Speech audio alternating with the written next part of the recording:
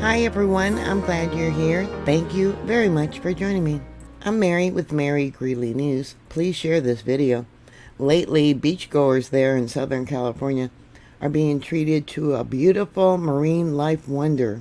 Thousands of glittering vela, also known as by the wind sailors, sea wraps, purple sails, and little snails have washed ashore up and down the California coast. The small creatures look like oval mini sailboats that can grow up to 4 inches long. Their gelatinous base can range in color from vibrant blue to deep purple. They have transparent triangle sail on top, and it's what allows them to be blown across the surface of the open sea where they typically live, and with strong enough winds onto coastal sands. They look like blue diamonds strewn across the beach. There in Malibu, recently many people have come across tens of thousands of vela while on sunset bike rides or just walking on the beach. When you look at them up close, they look like a fingerprint. That's the plastic-like sail.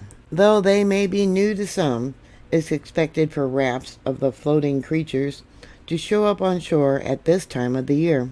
It's part of a spring transition. In the winter months, the winds along the U.S. West Coast typically blow from the south, but in April, the prevailing wind direction shifts from northward to southward, and that's when the shift leaves huge members of vela beached along the shoreline. Velelas are related to sea anemones, corals, hydroids, and jellyfish, but unlike the latter, they can't swim and don't have enough propulsion ability to control their direction.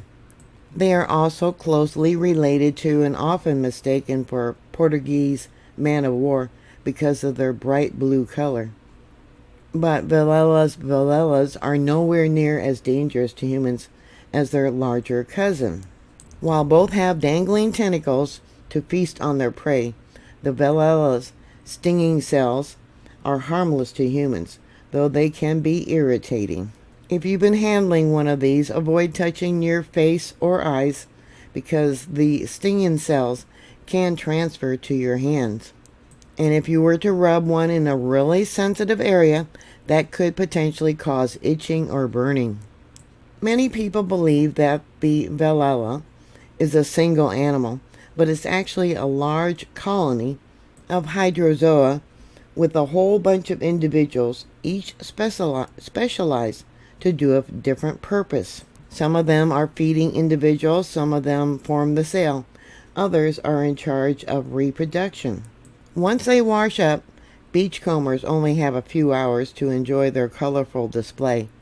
They begin to dry out and decompose as soon as they are out of the water. Their vivid hues disappear, leaving behind piles of plastic like crunchy remains. Specialized predatory gastropods and mollusks prey on these creatures. Velella are carnivorous. They catch their prey, generally plankton, by means of the tentacles that hang down in the water.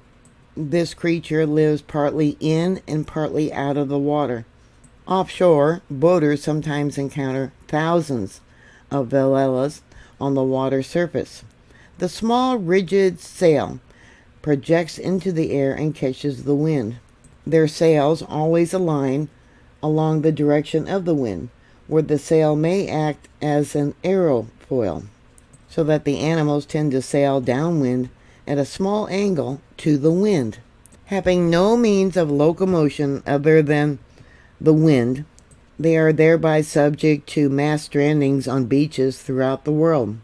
For example, a mass stranding occurs most years in the spring along the west coast of Northern America, from British Columbia to California. Mass strandings of these creatures have been reported also on the west coast of Ireland, in Hale, and on the west coast of Cornwall in England. So if you happen to be on the beach and see these creatures, grab some pictures while you can. Thank you very much for watching. Please like, share, and subscribe. And I'll talk to you later. God bless you all. Bye.